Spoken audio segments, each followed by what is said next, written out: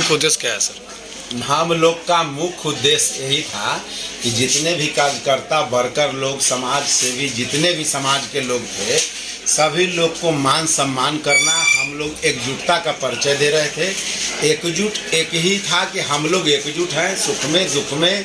मेरा mission no commission, मेरा mission no commission. यही उम्मीद है कि हमेशा किसी प्रकार का कोई नक्शा हो, वृद्धा पेंशन हो, कोई भी पैसा हम लोग 1 रुपया गरीब से या अमीर से नहीं लेंगे।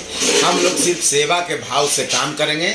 इसी बीच में अपार जनता का समर्थन मिला, अपार कार्यकर्ता पूरे नगर परिषद 31 वार्ड से, क्षेत्र से सभी लोग, माननीय लोग, मजदूर, किसान, गरीब, सभी लोग जुटे और एकता का परिचय दिया। आज कोर्ट के द्वारा से नियम चेंज किया क्या लगता है?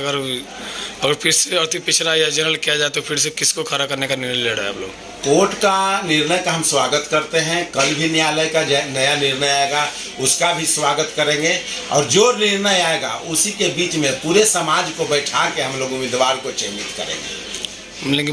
लेकिन पहले जो मुद्दा था आपका, वो मुद्दा अभी भी क्या है? मेरा मिशन नो कमीशन हमेशा शुरू से था और अंत तक रहेगा।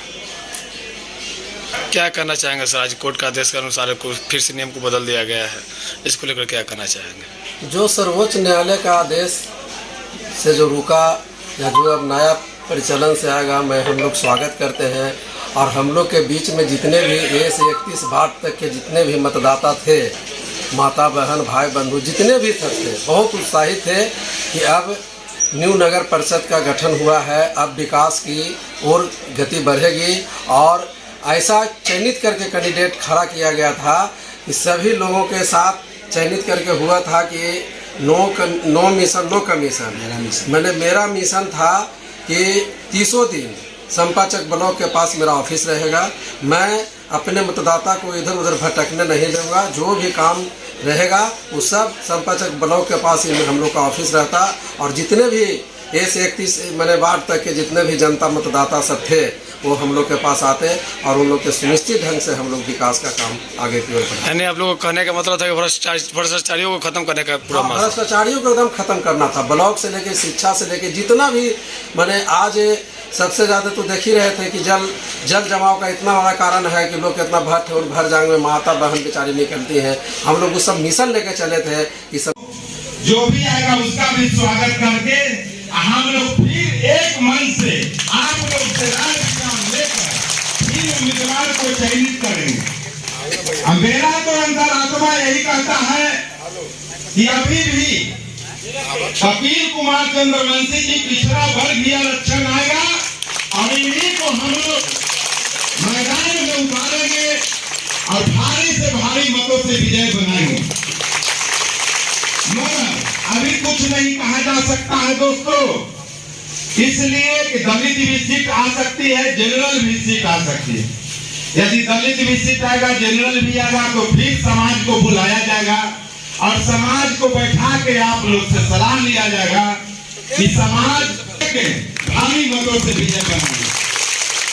खास बात रही कि आज हम लोग को मुख्य एकता एक जगह बैठक चुनाव के पर्पज से, चुनाव लड़ने के पर्पज से नहीं था। हम लोग का मुख्य पर्पज था कि हम लोग एक हैं, एक रहेंगे और एक थे और एक रहेंगे। यही उद्देश्य से हम लोग आप लोग के बीच में बुलाए हैं।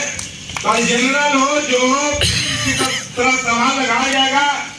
और आप लोग को मैं बता दूं कि मैं समाज सेवी हूँ, समाज सेवी रहूंगा।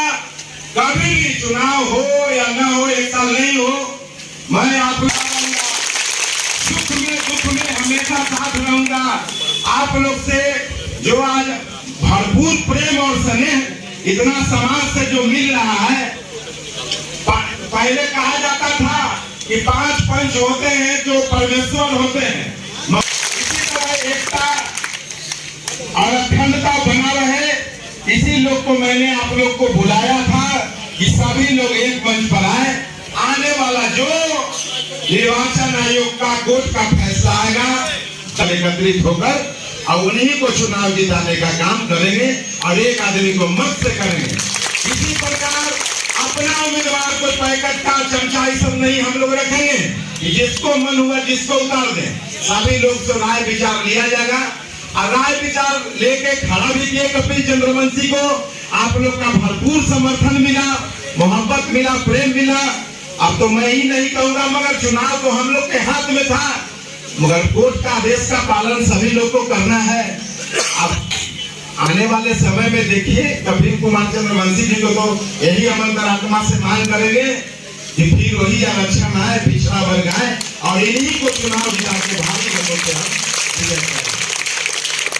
बहुत लोग न्यायालय और सरकार की जो नियम कानून है उनको मैं भी उल्लंघन नहीं करता हूँ, लेकिन जो सरकार की है चलिए उनका पालन हम लोग को करना ही है। लेकिन आने वाले समय में हम लोग एकजुट हुए हैं, इसलिए एकजुट हुए हैं कि कल आने वाले समय में जो भी सरकार अति पिछड़ा जो भी सीट दे उस पर हम लोगों का गार्जियन लोग फिर एकत्रित होंगे। हम लोग एकत्रित करके गार्जियन लोग को बुलाएंगे और बुला करके वैसा ही कैंडिडेट को हम लोग चुने जाएंगे कि जो समाज में, जैसे राम कुमार भैया बोले कि किसी तरह का मनोबल को हम लोग ऊंचा नहीं रखेंगे, हमेशा सर को ऊंचा उठाए रखेंगे। ताकि हम लोग के 300 वार्ड के जितने भी गार्जियन है, मैं वोट का कर्ज बहुत कम ही मतदाता चुका पाते हैं, वो इतना बड़ा ऋणी है कि किस तरह से आप चुकाइएगा उसका कोई वर्णन नहीं कर सकता है। इसलिए आप लोग का हम लोग अभी भी आभारी हो और सदा आभारी बना रहूंगा, इसलिए कि आप लोग 31 वार्ड के जितने भी गार्जियन भाई बंधु माता पिता जितने भी लोग थे, इतने उमंगता से आप लोग साथ दे रहे थे कि नहीं भाई कपिल चंद्रवंशी एक गरीब घर का लड़का है, वो खड़ा उतरेगा और समाज में एकत्रित